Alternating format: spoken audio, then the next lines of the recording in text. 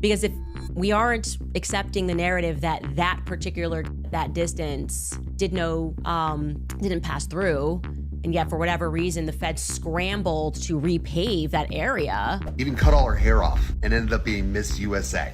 How does that happen? How do you go from sports to Miss USA? And then they meet at a Turning Point event in 2018, where she's interviewing for a job for Turning Point. Solidified. I got a feeling there's more to the story here. All right, you guys, happy Monday.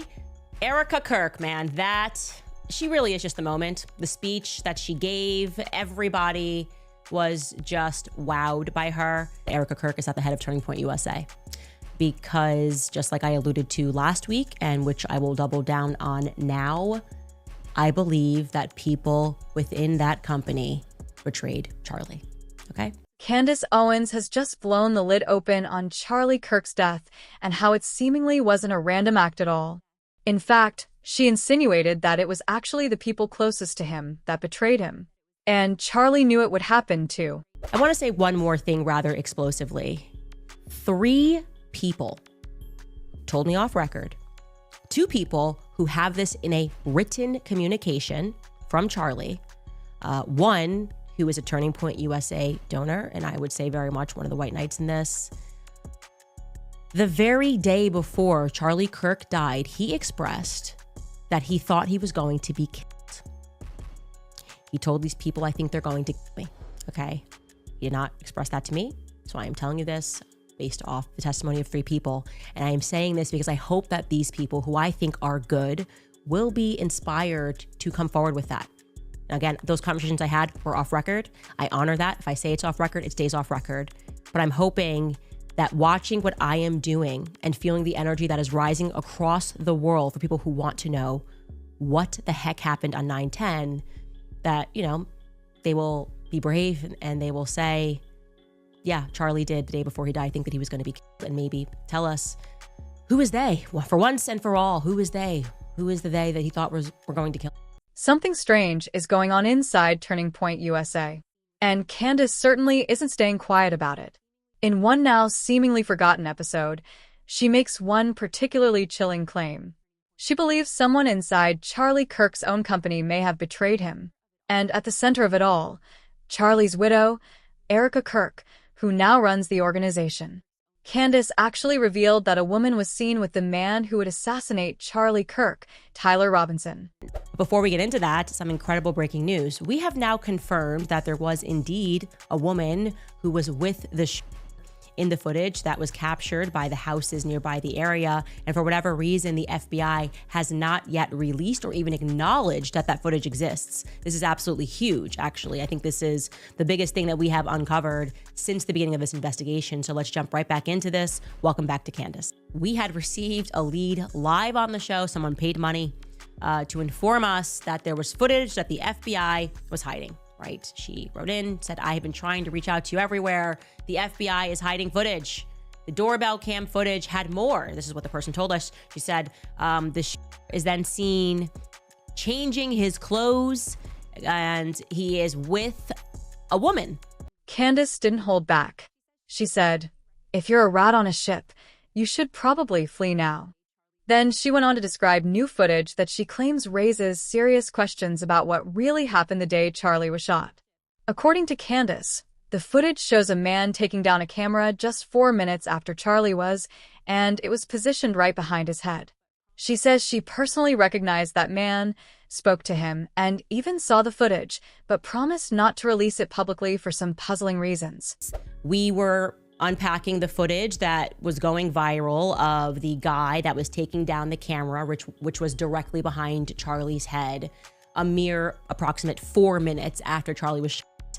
Everybody thought that it was very suspicious. I recognized the individual and reached out, had a conversation, saw the footage, and made the promise that I was not going to share it. Although I said to you, I encouraged them to share it. I believe that the reason everybody is a conspiracy theorist is because people don't share truth. Right? Once you share everything, there's no room for conspiracy.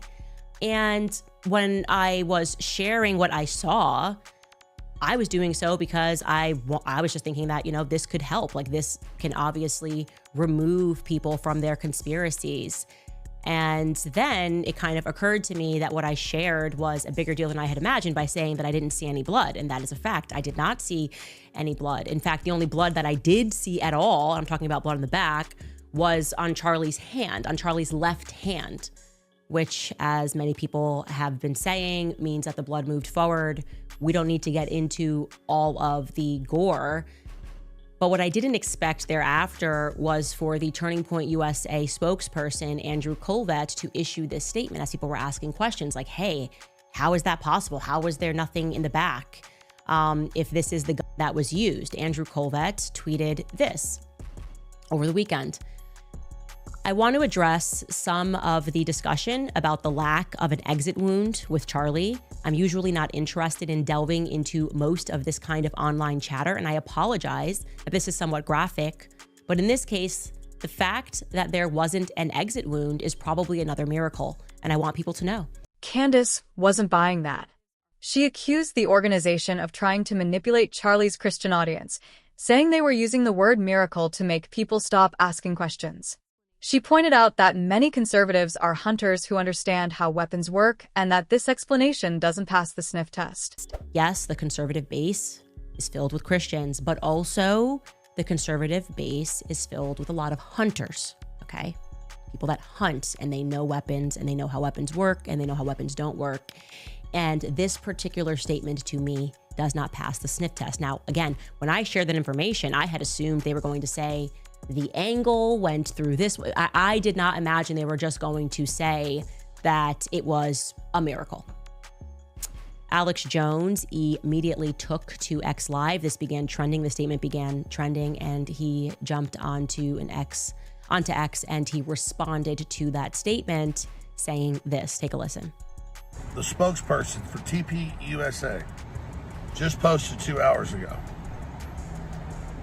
that they talked to the coroner and that Charlie Kirk was shot with a .30-06 in the left side of his neck, the carotid artery, and that he's a man of steel, and that the bones in his neck that are like chicken bones stopped a bullet that travels 2,500 feet a second out of the barrel at 200 yards, depending on the grain of the cartridge and the rest of it. Probably hit him at 1,900 feet per second. I've shot hogs at 500 yards, 30-06, right to the side. Tiny hole blows a 4-inch hole out the other side. We're talking through 2 feet of a hog. Boom. Hit him in the head, brain completely blows up. They just said he got shot with 30-06 and that it didn't go through. Yeah, it's a lot. It's a lot to process. And here's the thing. If you were going to bring me to the argument that this truly was a miracle, it probably would not be in the midst of a circumstance where the feds are lying. As these doubts spread online, Kash Patel released a statement promising a thorough and exhaustive federal investigation into Charlie Kirk's assassination. He listed every angle they were supposedly exploring, from the bullet's trajectory and possible accomplices to text messages, Discord chats, and even a plane that reportedly turned off its transponder near the scene. But Candice wasn't convinced. She pointed out that the plane's owner, Derek Maxfield, had already admitted they got permission to turn off the transponder from air traffic control, meaning the feds' claim that it was just a signal loss didn't add up. Is when he says that they looked into the transponder thing and yeah, we checked it out and actually they just lost service. Okay, that disputes what the plane owner themselves, he identified himself, Derek Maxfield, and issued a long statement on Instagram where he said that they got permission to, turn off services, which are transponder services, and they got that permission from the air traffic controller. So it can't be both. It can't be, no, it never happened, they just lost service, and Derek Maxfield saying, no, we had communication with the ATC, which is air traffic control, and what we did followed guidelines. So that's already a problem. Secondly, saying that you're not going to release information because you want to protect the integrity of the investigation while also releasing those ridiculous text messages, that looked like somebody was having fun on TikTok and making, a ridiculous skit. I don't feel like the investigation has much integrity, or the feds in general have any integrity after you guys gaslit us about Jeffrey Epstein, okay? So if you want us to, or if you want to restore credibility to the feds, I would allow the mommy sleuths to take over. That's my opinion. I'd get in touch and allow the internet to do what the internet does, because now you're answering everything that we brought up. Not me, we.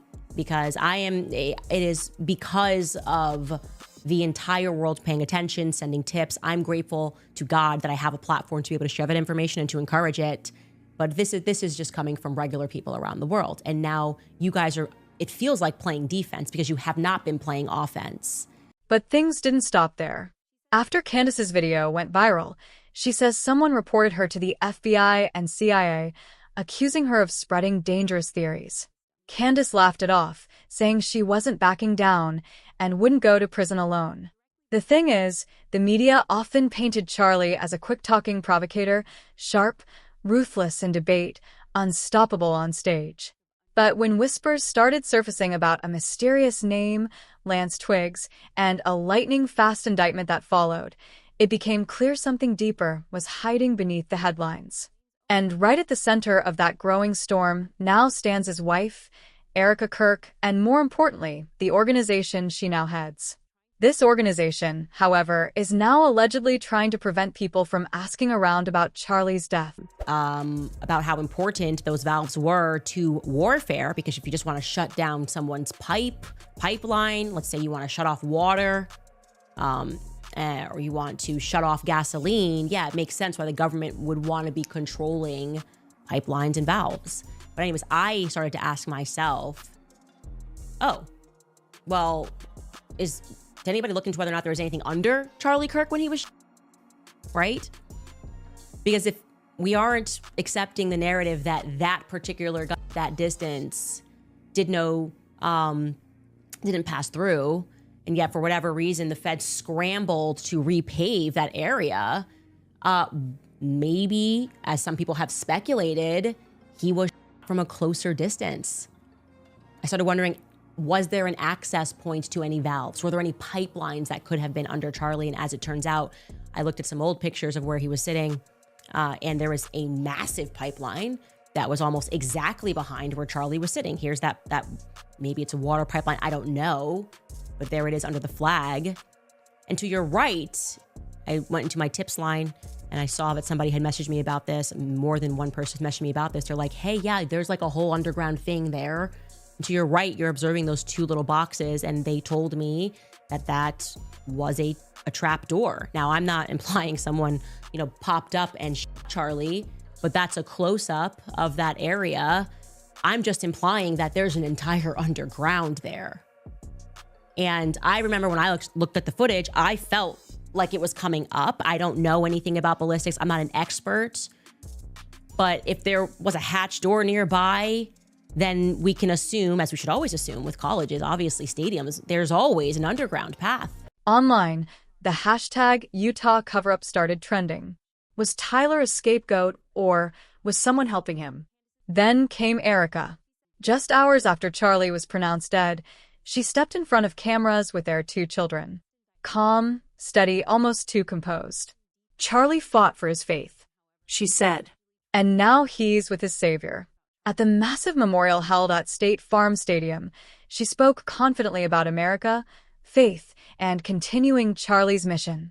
But she barely mentioned their marriage. We have, at this moment, no definitive understanding of what happened on the day that he was assassinated. But what we do know definitively is that the feds are lying to us. That is obvious. It is abundant. If you're able to think thoughts, you recognize that something is very wrong with the story that has been presented to the public. And I think that what the public doesn't understand, and I count myself among the public, is why it seems as though Turning Point USA executives, and I'll say seems, are not even remotely interested in challenging that official narrative. They're not interested in challenging it publicly, at least. In fact, I think it was an ex-user that pointed out, he put it rather bluntly when he said, so they want us to forgive Tyler Robinson, but to attack the people that are trying to solve the murder of Charlie Kirk? Like, that's not right. It doesn't feel right. It doesn't feel good. Of threats of lawsuits, we're collecting evidence of it. What are we even talking about? And I want to say that what's been bothering me in particular are the micro lies. It seems that they're suddenly in the business of telling micro lies, tiny little misrepresentations, tiny little half-truths that right out of the gate seems altogether unnecessary. It really makes me wonder, who are they protecting exactly? You'll see oftentimes they and other influencers will invoke Erica as the reason that it's not appropriate to ask questions. It's just not appropriate. While Erica is still mourning for you guys to ask any questions. And I'm just going to come back at you with some common sense. What sort of widow wouldn't want people to investigate the assassination of their husband? She has not explicitly said that, but the influencers are invoking that, right? They're invoking it's not appropriate right now for people to be asking questions. That's what I mean when I say they are David hogging us, okay? You could also use another example, somebody that was on the right, Kyle Khrushchev. What essentially means is that when a tragedy takes place and we are emotional, our emotions are raw. Me especially, I think this was the first time where I couldn't really check my emotions. I'm just now like moving out of the grief stage. There will be people that then will try to manipulate you, right? They will try to manipulate you by using that strategy of saying, well, it would be really wrong. It would be really wrong for you to look beneath this layer or to ask a question about this. And it would be an injustice to Charlie Kirk's legacy, really. No tears, no hesitation. And that's when people started asking, why does she seem so untouched? Her first social media post after his death was cryptic.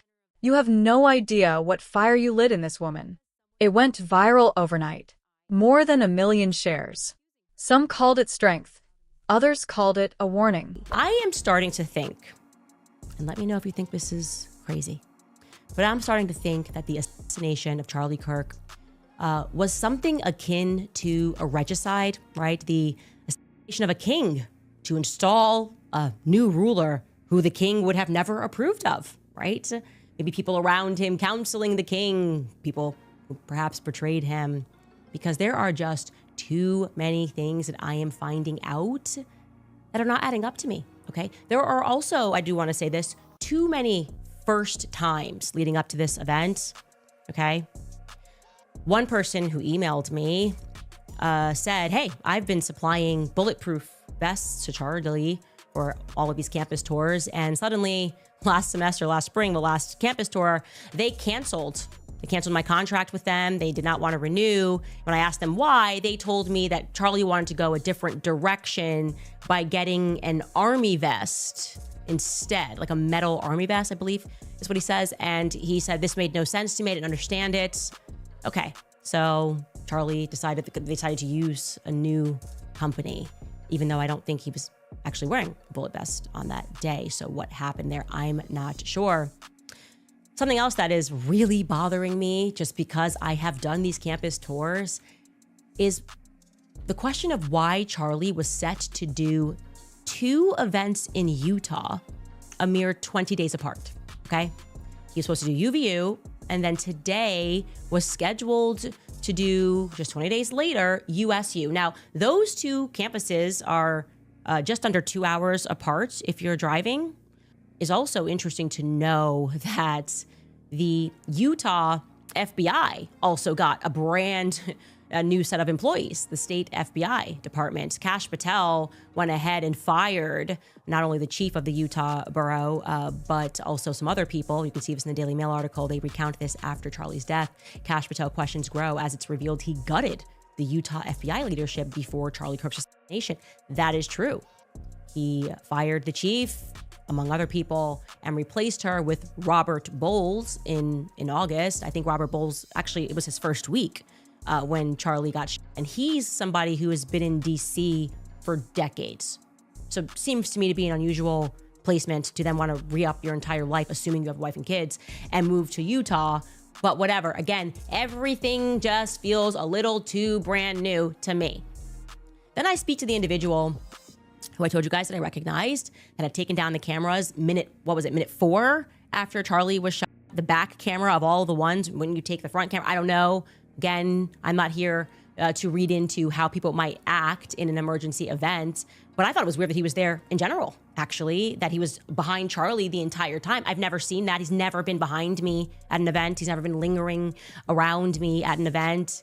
And I asked about that. I asked about just his presence behind Charlie, and plus the mysterious phone call that he was seen making in like minute 3 after Charlie was assassinated. And he told me explicitly that they were trying something new that day. Like it was something new. Charlie's super ambitious, and on the AV thing, they were trying something new, and they wanted to be able to feed it back instantly to Arizona. None of it makes sense to me, because these events are typically live streamed. After Charlie's death, authorities moved fast. Within 33 hours, police named Tyler Robinson, a 22-year-old electrical engineering dropout from Utah State, as the prime suspect. But again, something new, okay? So let's stick with that theme. Do you want to know something else that was brand new leading up to this event?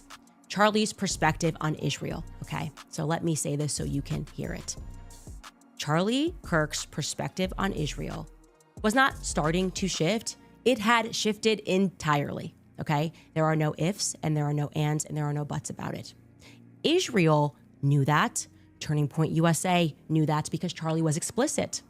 So my question is, why isn't Turning Point USA making any statements and shutting down this repeat attempt by Israel to lie and to pretend that towards the end, Charlie was just authoring love letters to Israel, giving them a perspective of, here's how we can win here's what you guys need to do. You need to work with this Hillel, whatever it is. Yeah, the same people that are calling me anti-Semitic, you need to work with those people harder.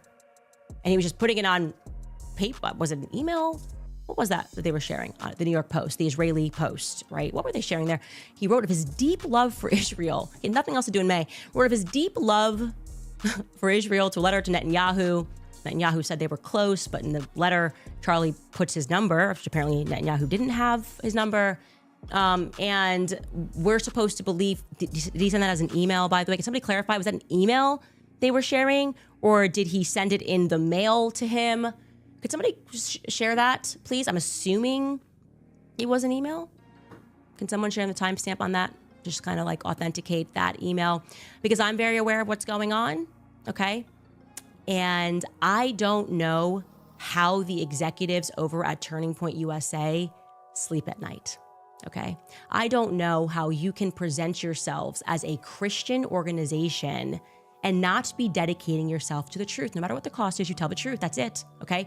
You don't hide it. You don't try to obfuscate it. You don't try to say, well, wait until the memorial event before we start looking into who murdered him. You tell the truth, and you tell it immediately. I would say perhaps the most damning piece of evidence that Erica Kirk isn't the saint she's made out to be is the fact that on September 18th, just 8 days after Charlie's death, TPU says board named Erica Kirk as the new CEO. They claimed it was. A couple of weeks ago, before Charlie lost his life, Charlie was in the Hamptons, and he had more than one event, but he had essentially what was staged, an intervention was staged by Bill Ackman, because Charlie's rational thoughts about Israel were a no-no. This is not the route that you should be going on. And Charlie was surrounded by his friends, his quote-unquote friends. Bill Ackman was very upset, and threats were made. That is what I am told, and I will tell you that I am very happy for Bill Ackman to dispute this narrative. In fact, he was asked to dispute this narrative. Max Blumenthal went out to him today, and Bill Ackman came back and said, I have receipts I can show you, and he did not provide the receipts.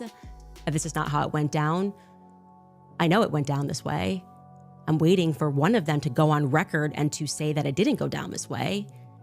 It was at this time that Bibi Netanyahu was called and Charlie was invited to Israel. This was an under duress situation, I would say. It was no longer about it was about truth versus control, grief versus power, and whether the woman who once stood beside Charlie Kirk might know more than she's letting on. Now all eyes are on October 30th, 2025, the date of Tyler Robinson's next court hearing.